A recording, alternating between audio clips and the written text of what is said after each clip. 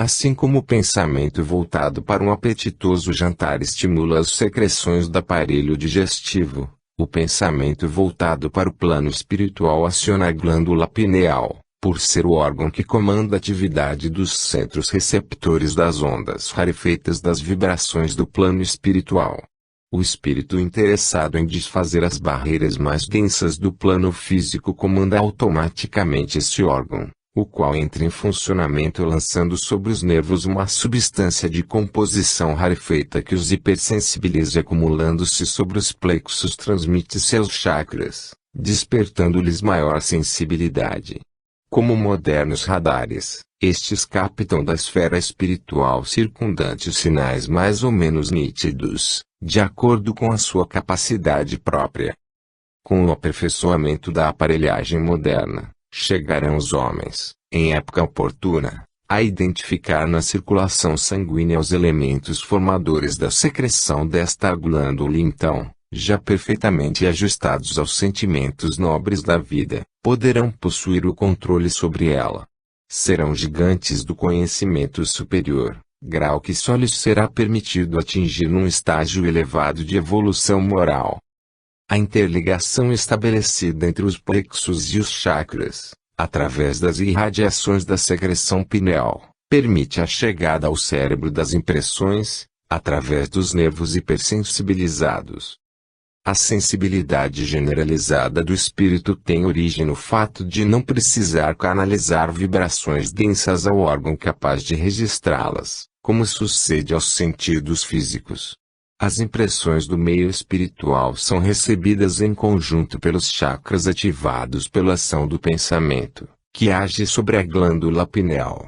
As visões muito lúcidas de quem se encontra distraído, nas quais não se poderia atribuir a ação do pensamento estímulo aos centros espirituais, são devidas a dois fatores, ou a presença de uma entidade afim produz um reflexo espontâneo de hipersensibilização, através do ativamento da glândula pineal, ou a entidade se utiliza de seus conhecimentos e ativa, pela ação de seu próprio pensamento, os centros receptores dos que deseja influenciar para a captação de suas mensagens.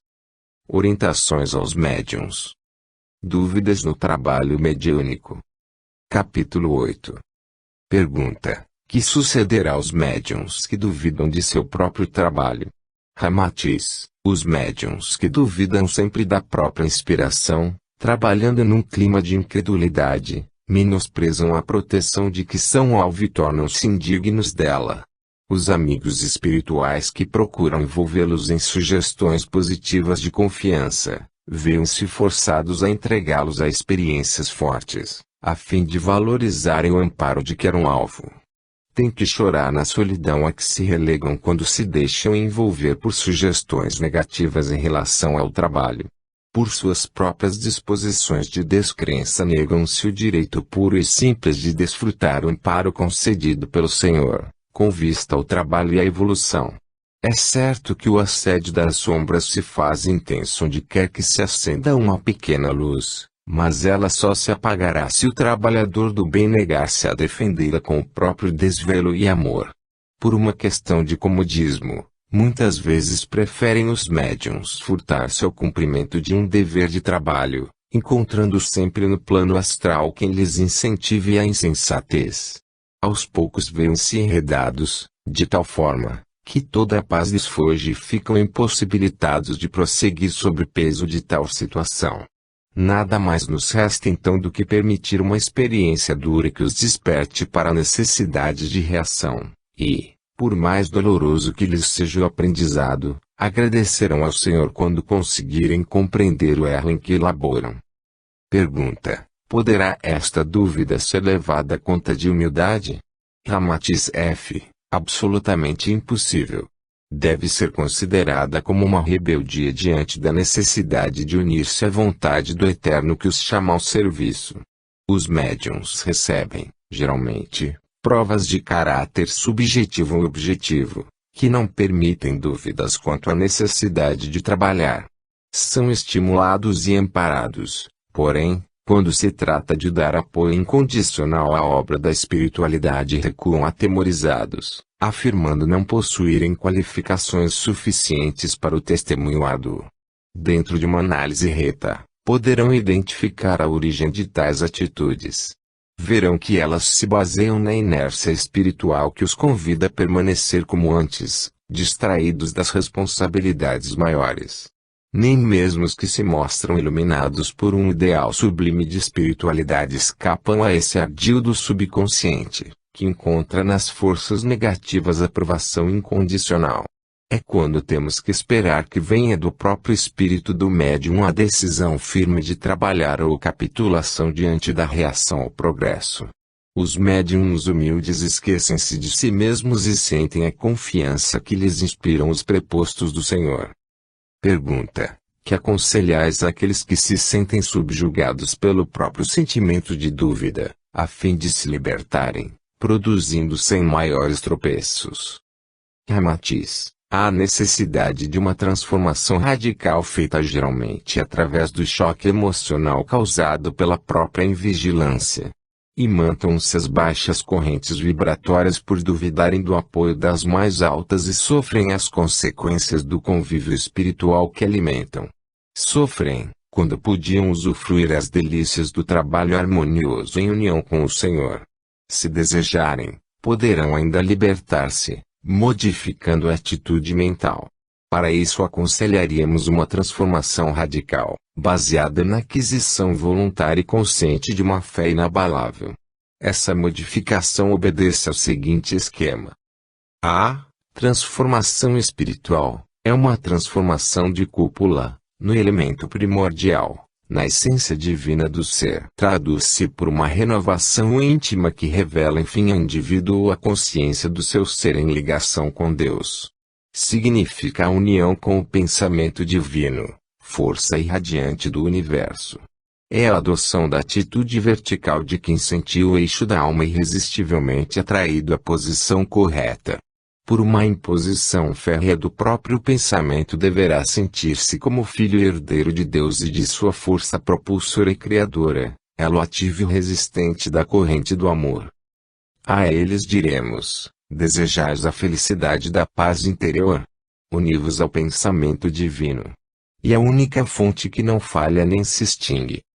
Se as vossas crenças são por vós respeitadas e seguidas com amor, congratulamo-nos convosco, pois estáis no caminho. Mas não vos iludais, pois elas não poderão proporcionar-vos paz se não houver entre vossa essência espiritual e a força que rege o universo um pacto de assistência recíproca. É preciso que haja reciprocidade. Em que consiste ela? É a deliberação de avançar e tomar posse do que nos pertence na obra divina. Não basta que tudo viva a aclamar nossa capacidade de trazer harmonia em nós. Não basta sabermos que, por um efeito lógico, se fomos criados para a luz, a ela chegaremos um dia. É preciso que tomemos posse da parcela de dons já conquistados e os exercitemos vivamente a bem da criação. B. Transformação mental. Sob influxo de uma fé renovada, a mente atinge horizontes mais largos e há uma ampliação da capacidade de compreender a vida. Já não se dá valor às pequeninas coisas, pois, ligados ao pensamento divino, somos o reflexo da orientação mais alta da vida. Cada fato adquire sua proporção adequada e o espírito entrosa-se harmoniosamente no conjunto, através da percepção mental evoluída. Compreende seu verdadeiro papel na existência e só caminhos verdadeiros o atraem. Daí decorre a terceira transformação.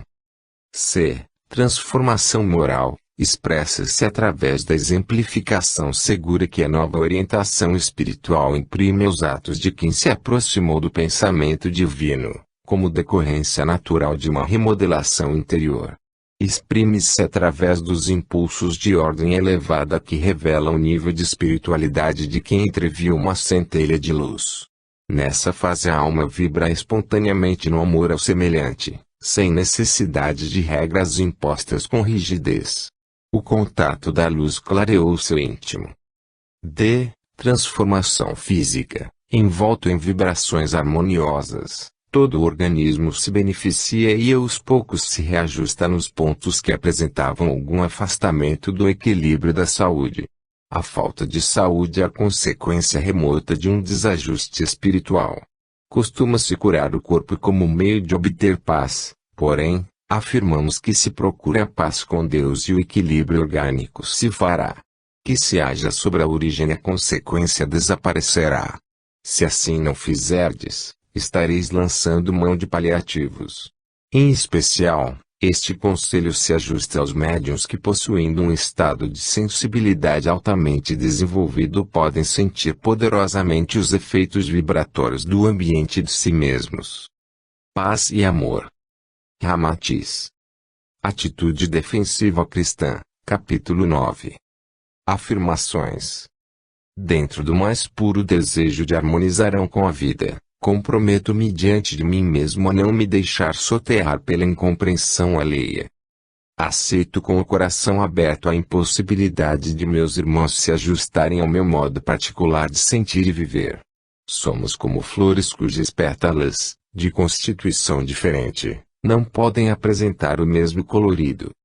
Devo zelar pela integridade de meus sentimentos, pelo meu equilíbrio espiritual, imunizando-me contra a impossibilidade temporária de conquistar os outros para minha forma de sentir e pensar. Deus é a testemunha do meu desejo sincero de espalhar o bem à minha volta e me auxiliar a conformar-me quando não puder ver esse bem estendido a todos. Entretanto, há um pequeno detalhe de importância capital: não me deixar envolver pelas vibrações negativas endereçadas pelas mentes perturbadas, a quem se constitui como baluarte das verdades que gostariam de empanar. Para que o bem não se evidencie, procuram conturbar seus seguidores, tentando envolvê-los nos enganos em que labutam, e uma luta surda se estabelece, na qual nenhum meio será desprezado. Essa luta é o tributo pago pelo ser que recebe o bem como hóspede querido de sua alma. Fiel a ele, ver-se-á em breve insulado, assediado, mesmo por aqueles que se julgam paladinos da verdade, mas que ainda não lhe podem alcançar todas as facetas.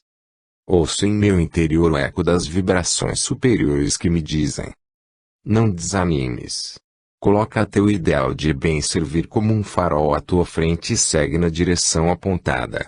Mesmo quando as correntes oceânicas afastam a embarcação de sua rota, ela alcança porto seguro se procura, seguidamente, corrigir o leme pela luz que brilha à sua frente. Pergunta: como defender-nos do envolvimento negativo dos que procuram lançar no descrédito a nós e as tarefas que executamos? Bastará simplesmente desejar-lhes o bem. Ramatiz: quem ama a verdade possui o material para forjar a espada que o defenderá dos golpes agressivos do mal, porém não poderá permanecer inerte, dando oportunidade aos seus inimigos para zombarem de sua passividade, tomando-a conta de covardia. Jesus permitiu que o sacrificassem, porque sentiu que a mensagem por ele trazida devia ser selada com o sacrifício supremo, para o qual se encontrava capacitado, porém, jamais se negou ao dever de enfrentar seus adversários com as armas da razão, da verdade e da fé. Demonstrou-se em franca oposição aos que deturpavam o sentido verdadeiro da vida, embora conservasse a mais santa benevolência para com suas fraquezas. É condição indispensável ao discípulo fiel permanecer junto aos pontos de vista da verdade alcançada, embora não ataque nem prejudique quem não deseja estar a seu lado. Num mundo em que o mal toma atitude de agressor empavonado e irreverente, se não houver da parte dos seguidores do bem uma atitude firme de defensiva, em breve estarão incapacitados para exercer seus mandatos. O discípulo sincero nunca deve recuar por receio, mas somente por convicção. Para demonstrar a força do bem, muitas vezes é necessário aprender a não recuar, embora sempre que oportuno se deva dar a prova de capacidade de renúncia produtiva. O batalhador do bem deve ser maleável diante dos objetivos altos da vida e nunca subordinar-se aos interesses imediatos, seus ou de outrem. Deve testemunhar humildade e renúncia sempre que elas forem úteis à elevação espiritual própria ou alheia, mas jamais incinerar prodigamente suas energias em atendimento a exigências descabidas, numa falsa noção de fraternidade. Em caso contrário, estaria agindo como quem seguisse por um caminho coalhado de malfeitores, sem levar consigo as armas que pudessem estancar-lhes os atos agressivos, oferecendo-se num holocausto desprovido de sentido construtivo. Existe diferença entre renunciar a defender-se com plena consciência de seus direitos, numa compreensão sublimada do dever espiritual, e entregar-se inerte à ação destrutiva do erro, que procura confundir os seguidores do bem. A atitude passiva de nação denuncia incapacidade para afastar o estorvo e não revela grandeza de alma. É prejudicial tanto a quem a sofre como a quem a provoca. Quem sofre o assédio do mal deve colocar-se frente a frente com ele e pôr as ideias claras do bem a serviço do restabelecimento da verdade, embora possa depois, por um sentimento de amor, convicto da verdadeira compreensão, renunciar a torná-la pública. Nunca, porém, deixar de esclarecer intimamente as situações dúbias, no limite máximo de sua capacidade intuitiva e intelectiva. O discípulo que renuncia a discernir não age caridosamente nem consigo nem com o semelhante. A caridade não prescinde do discernimento claro, por mais amargo que ele seja. Ao contrário, esse discernimento, muitas vezes doloroso, é o que possibilita o auxílio eficiente. Não temamos identificar as chagas morais de nossos irmãos. Ao contrário, vigilantes, procuremos alertar-nos contra elas, para que lhes seja útil o nosso modo cristão de sentir e pensar. Pergunta: por que sentimos aversão a examinar situações negativas, preferindo ignorá-las mesmo com o prejuízo próprio? Estaremos errados ao volver para o outro lado o olhar quando esbarramos com a insensibilidade alheia. Ramatiz: é um reflexo de autodefesa mal compreendida. O discípulo que se afeiçoa ao bem recua ante a visão do erro, que o molesta, cedendo terreno a ele, que em breve tentará coá-lo. É uma atitude ditada pela sensibilidade, como se a flor ao ser tocada se fechasse, impedindo a saída do aroma que existe entre suas pétalas. O desejo de furtar-se ao contato com a rudeza do semelhante não é digno de quem já entrevê as verdades eternas. Lembrando-se de que no passado já vibrou de forma idêntica, conseguirá perdoar e compreender melhor, desejando o esclarecimento de seu irmão e procurando não contribuir, nem mesmo pela omissão, para que permaneça no erro. Pergunta: finalmente, desejaríamos obter informações práticas sobre a conduta do discípulo que anseia por evoluir, ajustando-se ao amar a Deus sobre todas as coisas e ao próximo como a si mesmo, diante das divergências com os semelhantes.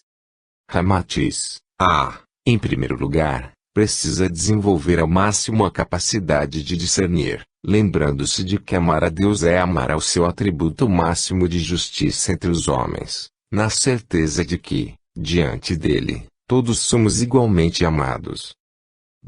Em consequência, concluiremos perante as situações difíceis, qual o dever que nos cabe para sermos fiéis ao nosso Criador e qual o dever alheio diante dessa justiça divina para que os fatos fiquem claramente esboçados diante de nós.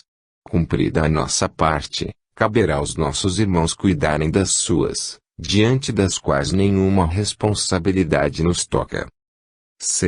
Entretanto, com a alma liberta dos compromissos individuais perante a lei, entrará em cena o terceiro elemento, que é decisivo na solução adequada de todas as situações: o amor, com o qual atenderemos e perdoaremos a dificuldade de nossos semelhantes em se pôr em dia com o dever que lhes cabe, dando-lhes toda assistência e, se possível, renunciando às nossas vantagens em seu benefício. É importante notar que nunca devemos renunciar a essas vantagens sem antes termos discernido se realmente nos pertencem, porque estaríamos colaborando para um equívoco íntimo que não beneficiaria nem a nós nem aos nossos irmãos. Seria prova de incapacidade para arguirmos o sentido verdadeiro da situação, não representaria bondade sim fraqueza e incapacidade. A generosidade verdadeira não está em negar-se a reconhecer com quem está a razão, fugindo ao dever de intimamente fazer justiça. Está sim, em fazê-lo e ter capacidade para beneficiar o semelhante, seja ele ou não capaz de se manter fiel ao próprio dever. Os sentimentos negativos emersos de um passado culposo tentam afirmar-vos incapazes de compreender a justiça divina em todas as situações que viveis, porém não vos deveis intimidar se já trazeis no coração a luz da verdade. Seguides temerosos, clareando os caminhos com a lanterna da boa vontade, na qual procurais alimentar a chama do bem que amais. Ramatiz. Capítulo 10. A orientação da mente e o progresso espiritual. Cada criatura é como uma bateria que se carrega ao influxo das correntes mentais e vive de acordo com a orientação que dá ao pensamento. Se abdica de lutar num sentido de orientação própria, encontra-se envolvida pelas forças magnéticas circundantes. Isto sucede aos homens, comumente, sem que eles se apercebam e dizem, hoje estou bem ou, hoje estou mal, sem compreender a extensão da afirmação que fazem. Existe uma causa magnética em tudo o que sentimos. Quando as criaturas apuram a sensibilidade passando a registrar intensamente as vibrações mentais dos semelhantes, é necessária uma vigilância maior em torno de si mesmas. Esta capacidade de percepção é como um radar captando à distância as emissões do pensamento, impregnando-se da cor, do odor e enfim de todas as propriedades que lhe são peculiares. Para que a mente sensível se equilibre, tem que possuir a consciência do tipo de vibração que lhe compete conservar pela ação da própria vontade dirigida. Precisa estabelecer consigo mesmo um pacto de autodefesa em que se responsabiliza conscientemente pela conquista espiritual alcançada. Um ser evoluído espiritualmente a ponto de conseguir utilizar a força do pensamento na produção de fenômenos, revela uma sensibilidade tal, que tem o dever de saber orientá-la no sentido positivo, como conquista sagrada que representa. A mente do sensitivo é como uma chapa fotográfica virgem na qual se gravam as impressões dos menores contatos luminosos a que se expõe. Quem a comanda deve cuidar para que somente focalize cenários que possam trazer-lhe proveito e depois submeter a película ao banho químico do pensamento vigilante, a fim de que se mostrem as imagens em toda sua nitidez. Se o filme fotográfico das impressões mentais for examinado sem o benéfico banho do pensamento vigilante, nenhum proveito será obtido, tal como sucede à película não submetida ao processo adequado de revelação. Por mais ativo e bem intencionado que seja o trabalhador, ver-se-á seriamente prejudicado. Pergunta: como entender melhor a ação deste banho químico? Ramatiz: o pensamento tem a força de um ácido. Utilizado na medida de concentração exata formará a mistura que revelará, no filme das impressões mentais, as imagens reproduzidas com clareza. Se, porém, por inabilidade, o espírito entorna em excesso o ácido do arrependimento e nele se compraz mergulhando-se num remorso deprimente, corrói as fibras íntimas da alma e torna-se uma sombra que se arrasta como inválida para a luz do serviço. Enche-se de sentimentos deprimentes e sua força criadora se ressente. Atingida em sua confiança íntima, em breve também deixará de ter fé. Se seu mundo interior vacila, tudo mais parecerá carecer de estabilidade, pois quem está no interior de um navio que joga tem a impressão de que o próprio firmamento se abala. Pergunta: que aconselhais a quem se sente assim? Ramatiz: que ame a si mesmo e tenha caridade para com seu próprio espírito. Quem será deserdado diante da misericórdia divina? Por que descrer da ressurreição do espírito que emerge dos escombros de si mesmo? É algo muito sério o sentimento da responsabilidade que invade o espírito amadurecido a tomar conhecimento de seus erros. Que medite porém na bênção da recapitulação e veja que, antes mesmo de reconhecer suas falhas, o Senhor já o amparava com vistas à renovação. Pergunta: como compreender melhor a maneira de defender a mente das impressões negativas? Ramatiz, o eixo da alma é a fé. Se a alma gira em torno do eixo de uma fé robusta, a força que ela emite atrai o que é útil e repele o que é prejudicial. As forças telúricas que circulam pelo centro da Terra de norte para sul atraem a seus elementos formadores do planeta. A alma que tem a convicção de sua natureza espiritual em união com o universo, pode manter o eixo da sua própria constituição psíquica perenemente fortalecido pelo sentimento de união com a força criadora da vida, se tiver fé que a liga a esta energia magnética protetora. Estando impregnada por ela, atrairá-se somente o que deve, repelindo tudo que não se afinize com sua constituição espiritual. Resume-se tudo, pois, em uma questão de afinação voluntária com a força criadora da vida.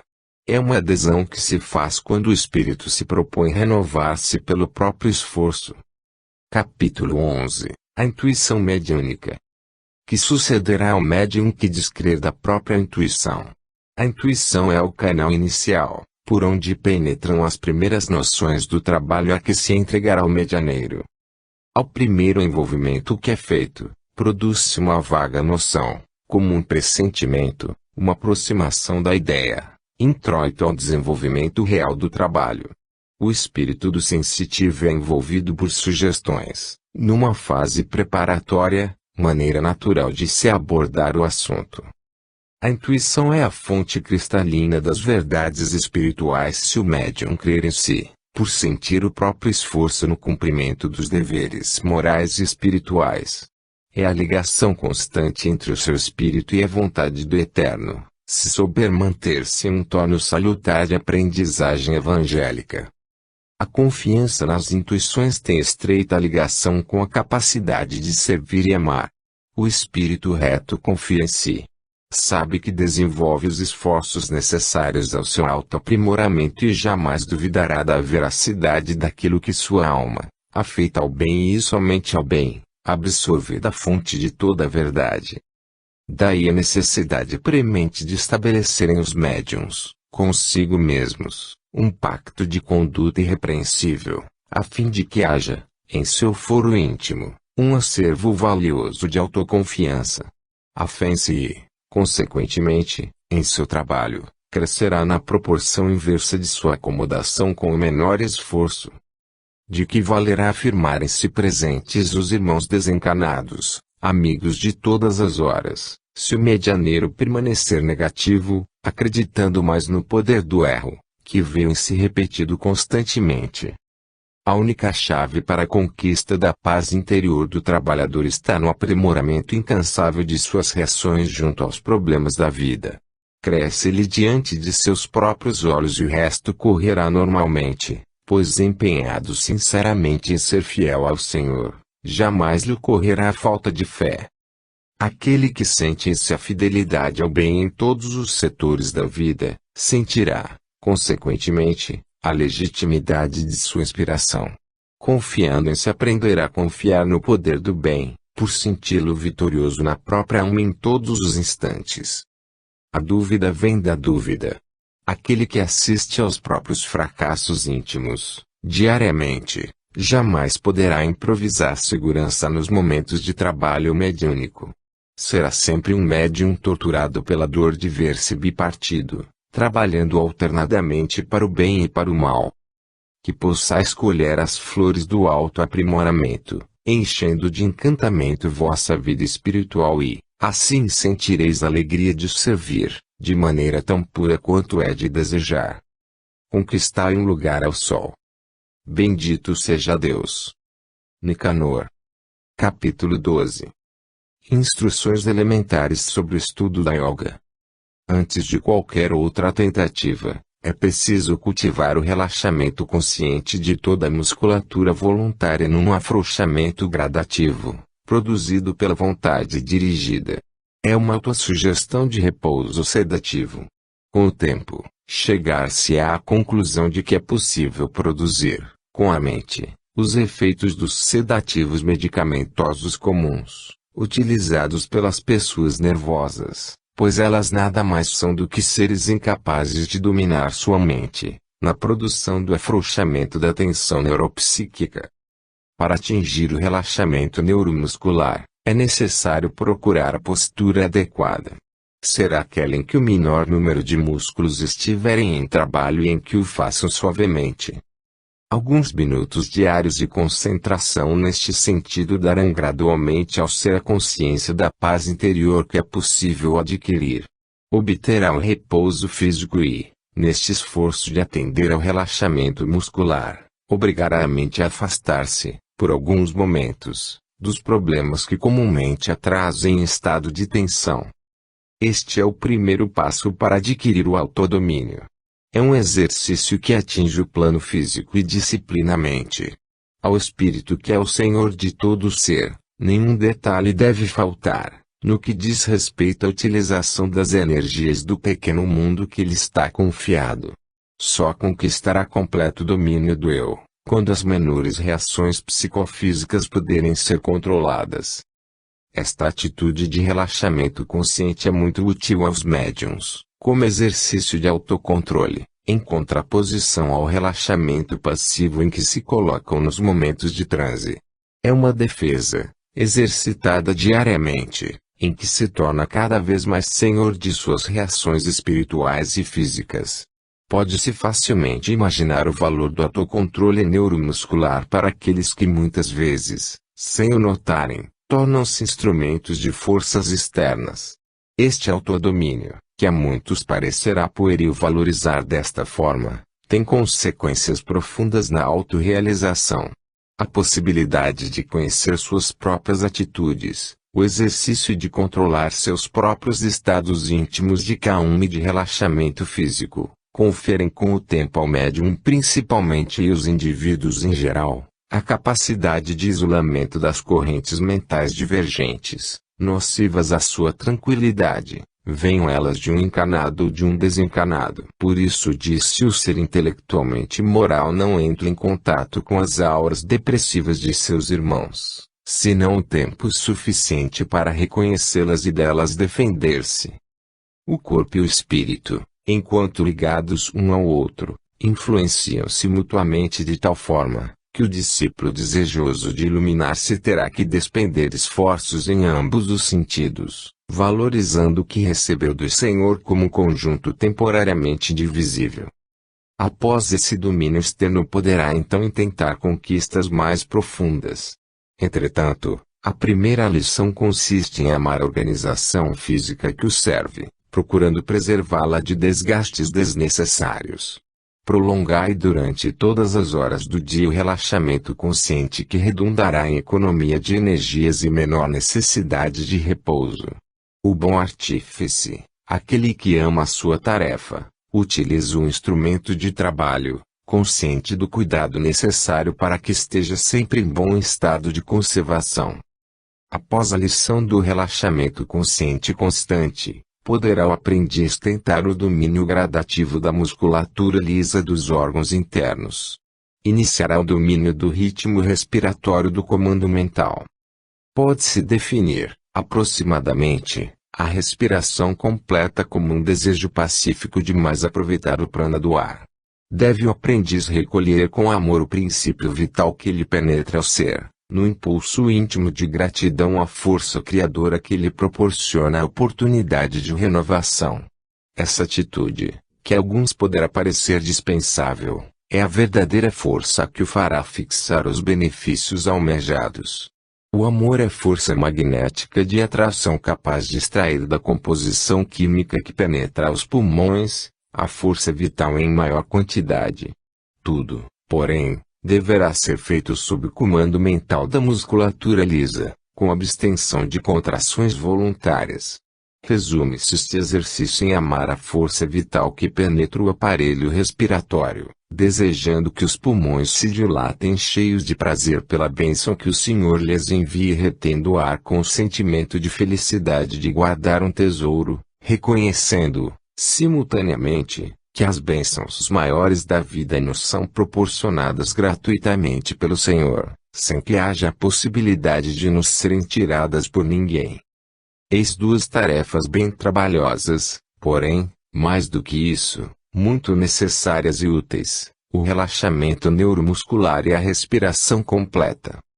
Que o Senhor vos ilumine e que possais conquistar a alegria de autorrealização em ambos os planos. Graças a Deus.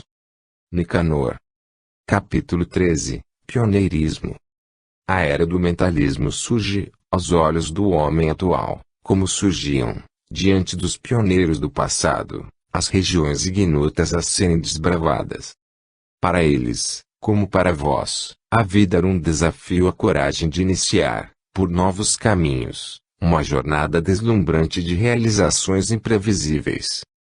O despontar da aurora frequentemente surpreendia aqueles desbravadores exaustos à beira do caminho, a indagar se valeria realmente a pena oferecer a vida em holocausto num empreendimento que, tantas vezes, feria implacavelmente quem a ele se entregava com entusiasmo e renúncia. Porém, eram impelidos a prosseguir por uma força interior, como que um reflexo da certeza subconsciente de que a vida de nada lhes valeria se não executassem a tarefa a que estavam destinados. A perseverança poderia servir-lhes de instrumento de vitória em outros setores, nos quais tantos homens enriqueciam, gozando os prazeres normais da vida. Entretanto, o único objetivo que julgavam digno, a ponto de ser buscado com amor, era aquele, considerado como loucura pela maioria de seus contemporâneos. Hoje, valoriza-se devidamente a ação construtiva dos exploradores e, mesmo os que, em sua época, foram tidos como fracassados, encontraram no homem atual, herdeiro de seu labor, admiração pela força indômita que os impulsionava à luta aparentemente inglória. Teriam eles perseverado até o fim, se tivessem valorizado as conjecturas em torno do perigo que a cada passo os espreitava. O homem moderno sente-se desiludido de encontrar a paz no reboliço da vida material, a qual se prendeu com exclusividade até agora. Como os pioneiros, que outrora buscavam terras desconhecidas para iniciar vida nova, procura hoje novo âmbito de ação, livre dos preconceitos que deseja superar. Surge uma era de conquistadores, de pioneiros, de desbravadores, os quais, sem se afastarem do ambiente comum, empreendem a árdua luta contra a floresta intrincada do panorama espiritual de dúvidas e incompreensões. Entretanto, de onde conseguem retirar elementos de paz para o seu espírito, senão destas penosas incursões contra o erro que os desafia? Vós, que tivestes oportunidade de vibrar de entusiasmo diante dos feitos corajosos dos homens do passado, ficais certos de que sois hoje uma nova leva de viajores destemidos, aventurando-se pelos oceanos bravios da incompreensão à procura de espaço maior para uma humanidade futura. Não lamenteis as dores causadas pelos espinhos que certamente encontrareis buscando tolher vossa caminhada. Por acaso, depreciou-se o pioneiro por cair no cativeiro indígena ou sucumbir ao ataque das feras? Ao observar-lhes o destino dramático, cisnou-se aos vossos olhos a aura luminosa que por toda parte os acompanhava, no anseio de levar o progresso mais adiante? Ao vê-los tombar, não vos ficou no íntimo a certeza de um valor sublime, do engrandecimento de que eram envolvidos por esta coragem de dar-se sem reservas? No terreno das especulações espirituais, como nos descobrimentos do passado, muitos já haviam penetrado as novas terras, isolado ou incognitamente. Agora, porém, é a época da colonização coletiva, e um surto de entusiasmo arrasta as almas valorosas a darem tudo de si, esquecidas das vantagens fáceis, para somente se entregarem com ardor ao aferimento da própria capacidade de multiplicar valores íntimos, a serviço do grande empreendimento. Pioneiros da nova era, caminhar resolutos. Nada temais. Quando vos sentirdes abatidos pelo cansaço, renovai-vos e prossegui, pois adiante encontrareis a fonte de água pura em que vos podereis dessedentar. Sede valorosos, construindo com esforço o reino de Deus através da realização cristã cheia de idealismo. Dai-vos generosamente ao serviço sem compensações, sentindo-vos no caminho certo, por conservardes a pureza da fidelidade a um ideal superior. Paz, Nicanor. Capítulo 14. Mistificação. Mistificar significa enganar, sugestionar alguém de que um erro constitui matéria digna de fé.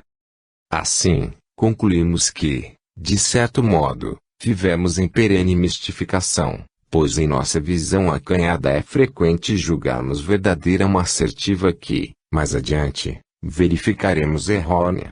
Deixaremos por isso de procurar o caminho certo, desiludidos de nós mesmos. A mediunidade tem também sua evolução natural marcada por enganos, à semelhança do processo de aprimoramento individual. Qualquer aprendizagem está sujeita a erros e nada de extraordinário existe em serem os médiuns mistificados.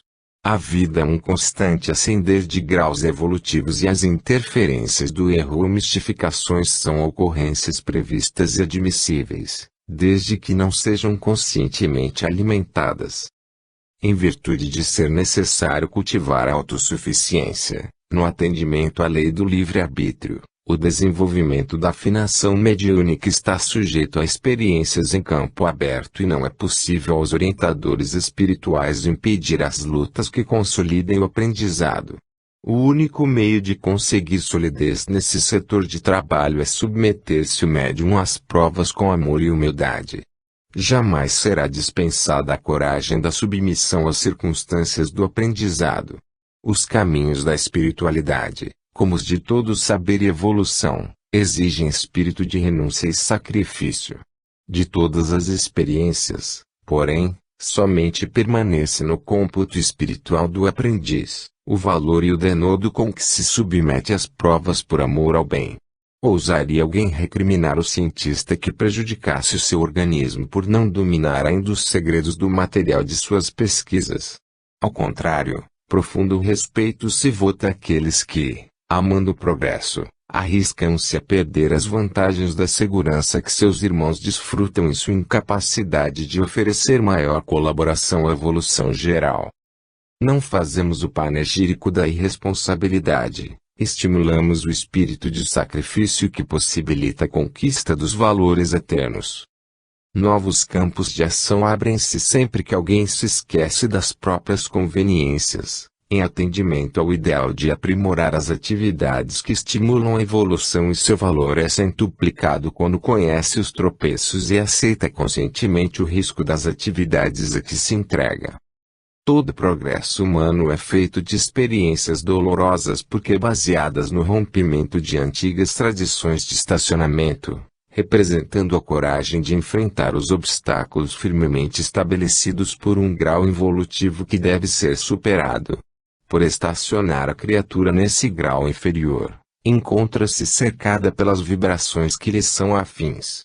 Porém, em dado momento, deseja romper as cadeias da inferioridade e precisa enfrentar a luta com o próprio ambiente, feito de vibrações inconsistentes para a realização de seus anseios.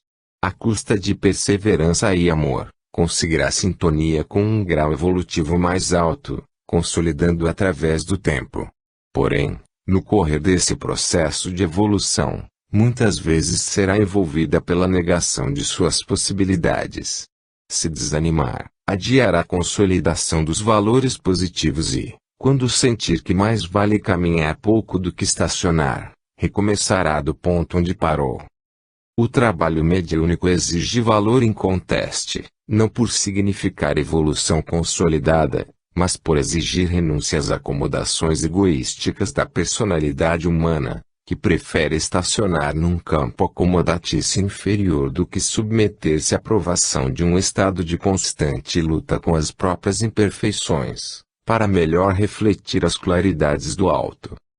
Nós, porém, vos afirmamos, não há tempo a perder, concluindo que podemos servir ao bem, mesmo com o risco de falhas involuntárias. Mais agraciado será o que comete erros inevitáveis de permeio com muito esforço e serviço ao próximo, do que o aprendiz que se furta às decepções por medo ou negligência em relação ao trabalho que lhe cabe. Não seremos jamais amigos da indiferença, e muito maior solicitude haverá em torno do servo ferido em serviço do que junto ao que estaciona julgando-se incapaz de realizar a contento. Daremos graças a Deus e cantaremos hosanas toda vez que um pequenino esforço partir de vós para harmonizarão com a luz. Desvelar-nos-emos por superar as sombras que vos tentarem envolver, prejudicando as tarefas do bem. Contai com essas sombras, pois ainda vos afinais a elas e vosso trabalho consiste justamente em conseguir um padrão vibratório que lhes seja superior, convivendo sem maiores perturbações. Na luta e na permanência junto ao erro com o esforço de superá-lo é que nos fortalecemos. Jamais a fuga, sob qualquer pretexto, significará superação e sim adiamento de aprendizagem.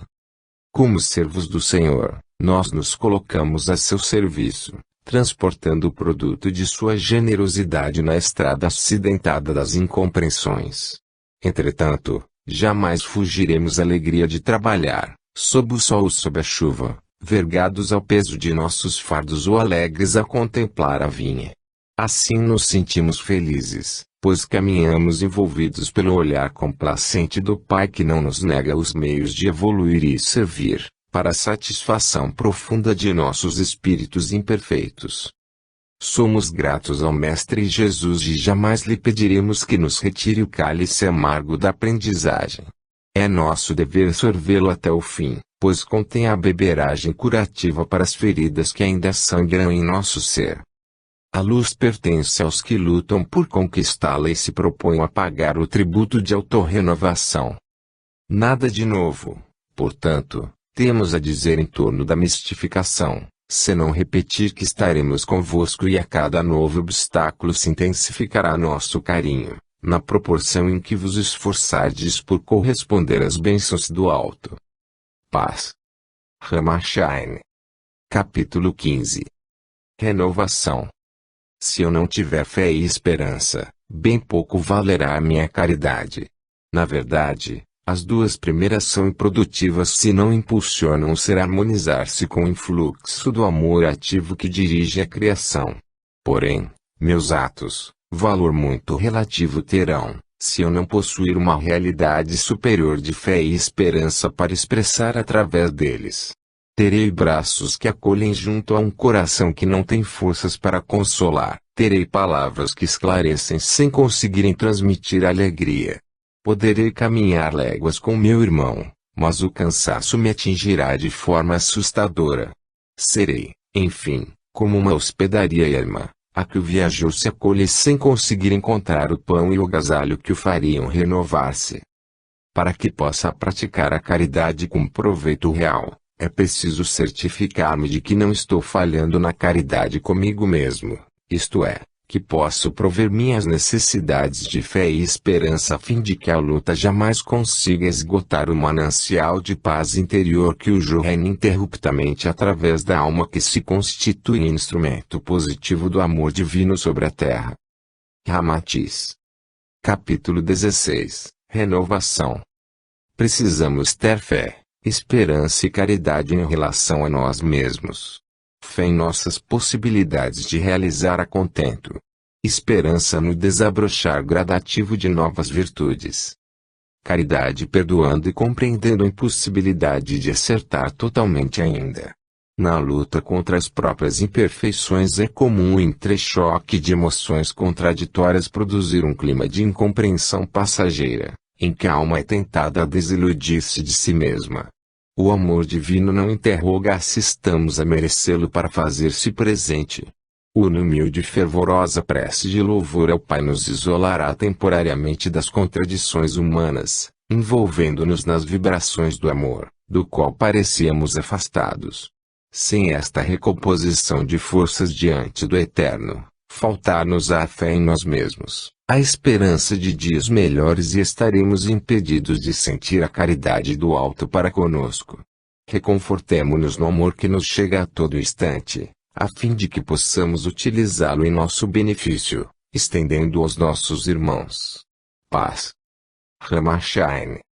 Terceira parte. Recordação do passado. Capítulo 1. Psicologia e filosofia. Esses dois grandes ramos da ciência aplicada ao conhecimento humano vão atingindo a pouco e pouco o início de uma época de maior expansão. fermentada a mente humana pelos ácidos da corrupção, da incredulidade e do desespero, fruto do desamor, torna-se a vida no planeta de tal forma inóspita que o homem surge como novo investigador dos princípios espirituais, já agora sob o ponto de vista intelectual. Diante da impossibilidade de curar as moléstias psíquicas com os métodos comuns da medicina, chegaram alguns estudiosos a uma realidade mais próxima da verdade, a terapia psicológica, que lança mão dos recursos preciosos da experimentação psíquica interna. Abre-se uma porta e sucede como se o homem penetrasse o vestíbulo de uma residência cujos moradores encontram-se à sua espera. Entretanto, será convidado a penetrar os compartimentos interiores para obter resultados satisfatórios em suas experiências. Não bastará que identifique a presença dos elementos que vibram na intimidade da mente humana, como o amor, o ódio, a alegria, a tristeza. É preciso que aprenda a compreendê-los e dominá-los, entrando em estreita relação de causa e efeito, que lhe permita julgar com acerto da forma pela qual tais fenômenos se apossam da alma humana. Não pode permanecer como a visita formal que, ao ser admitida por seus hospedeiros, mantém palestra trivial, retirando-se após, tão estranha quanto era ao penetrar-lhes o domicílio. Para que as incursões da ciência possam frutificar com largueza no campo da psicologia, precisa entregar-se a uma experimentação exaustiva e isenta de inibições. Com a coragem e desassombro que a caracterizaram em outros ramos já suficientemente explorados, necessita entregar-se aos riscos de uma forma diferente de produção, aquela em que se renovam os meios para chegar a atingir os fins adequadamente. Em todos os ramos do saber, enquanto o homem se negou a romper com a tradição escolástica, não conseguiu alargar horizontes e fechou-se no casulo de uma hibernação prolongada. Hoje é preciso expandir o surto de renovação na parte da ciência que se dedica a investigar a mente e descobrir os processos de explorá-la, orientando-a com segurança. O período atual da evolução humana assemelha-se à adolescência. Quando o ser está prestes a revelar-se como adulto, sente a multiplicidade de valores novos que despontam, porém ainda não possui nem o conhecimento deles nem muito menos a forma de os controlar. Com o correr do tempo, vê que não pode continuar agindo mecanicamente. Precisa dominar esses valores novos, para que o guiem e lhe proporcionem a devida independência de caráter. É nessa fase que se decidem os destinos da criatura e encaminha-se cada qual no sentido que lhe seja afim na plena consciência de suas possibilidades. A humanidade está na fase da adolescência, psicologicamente falando, e começa a sentir que deve dominar o mecanismo de sua mente, porém não pode parar aí. Não basta conhecer o funcionamento de uma engrenagem para que lhe seja útil. É preciso servir-se dela para os fins devidos, aprendendo a manuseá-la com real proveito. Falta aos homens da ciência atual a coragem de proclamar em alto e bom som que é aceita como necessidade científica a união da psicologia a uma orientação filosófica segura. Estacionam por enquanto no estudo do mecanismo em desarranjo, mas não concluíram ainda sobre a premência de remédio para os males psíquicos. Temem escravizar-se a princípios doutrinários que em eras passadas constituíram um entrave ao progresso humano, porém esquecem-se de que a força que adquiriu a mente humana nos últimos séculos é capaz de aclarar os caminhos filosóficos de forma a escoimá-los dos vícios personalistas. Para isso falta somente um desejo profundo a ser despertado, ou melhor, orientado por quem seja capaz de influir decisivamente nas massas agnósticas.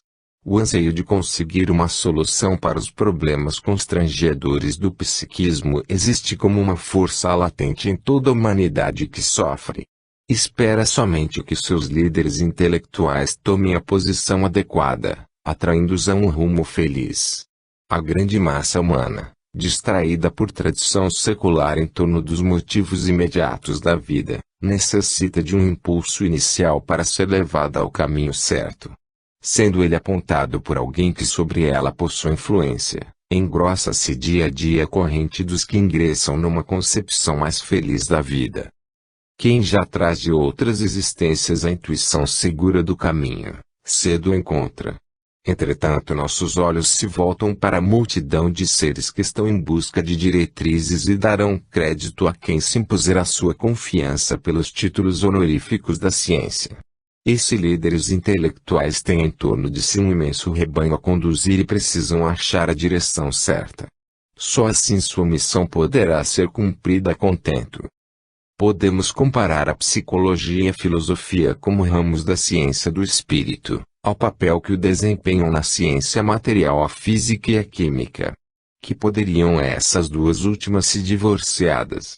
Haveria para a vida material do planeta a possibilidade de atingir o surto de progresso que hoje aplaina as dificuldades do mundo físico. Na Idade Média iniciou-se o período da alquimia e as primeiras noções foram conhecidas na busca intensa de vantagens da vida. Em seguida, surgiram os grandes homens da física explorando os aspectos desconhecidos das leis que sustentam o mecanismo universal. Entretanto, ambos esses setores da ciência encontraram o apogeu na combinação de seus esforços, quando conquistaram o sentido amplo da colaboração que deve haver entre os discípulos de um mesmo mestre, o saber. À semelhança da ciência material, o estudo da alma teve início com as escolas filosóficas que buscam o ouro sintético da paz interior e a pedra filosofal da interpretação profunda dos valores do espírito eterno. Após longos anos de experimentação, acumularam os homens uma possibilidade grandiosa de discernimento em torno de tais problemas.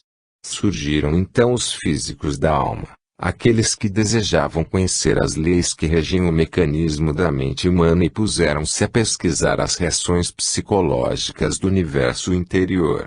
A humanidade, porém, continua a encontrar obstáculos intransponíveis à realização do seu sonho de progresso e paz, pois as soluções no campo da mente humana dependem da combinação dos valores da física e da química da alma, a psicologia e a filosofia.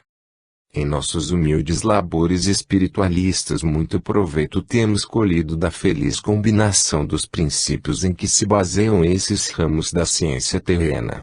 Temos a felicidade de aceitar como uma necessidade indiscutível o amor ao saber, filosofia, no qual incluímos as causas primeiras da vida, combinando com o conhecimento da mente humana, psicologia, para melhor poder orientar-nos.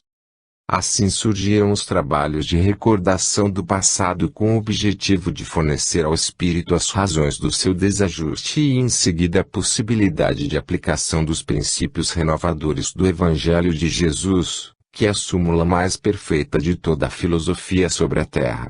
Estudadas as causas e efeitos das atitudes através das diversas encarnações, surge com clareza diante do homem a verdade que o deve nortear. Compreende que o erro gera uma reação negativa em si e à sua volta e vê comprovadas as máximas que afirmam a conveniência do proceder equilibrado e justo. Eis a ciência experimental por excelência, aquela que será capaz de refazer o rumo da humanidade, provando, em sua própria intimidade psíquica, a necessidade de orientar-se pelos caminhos da boa vontade com o próximo. Esta certeza causará uma verdadeira revolução social, no dia em que constituir prática sancionada por todas as criaturas. Homens, tendes em vosso espírito registro de um acervo incalculável de ações pretéritas que se refletem em vosso proceder atual. Quando a ciência terrena vos abrir as portas dessa nobre investigação, sereis conduzidos como um rebanho feliz aos verdes campos de uma esperança renovadora. Entretanto, os primeiros a se beneficiar serão os próprios patrocinadores desse movimento que atrairão a si os benefícios de uma obra benéfica semelhante em seus efeitos ao descobrimento da bússola e da pólvora. Esses dois instrumentos permitiram o alargamento do campo de ação do homem no plano terreno.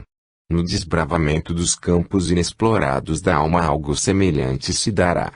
Norteado pela bússola de uma certeza magnética interior, o homem se lançará pelos mundos desconhecidos do próprio eu, levando consigo a força de uma vontade poderosa e esclarecida, capaz de fazer ruir todos os obstáculos à sua caminhada.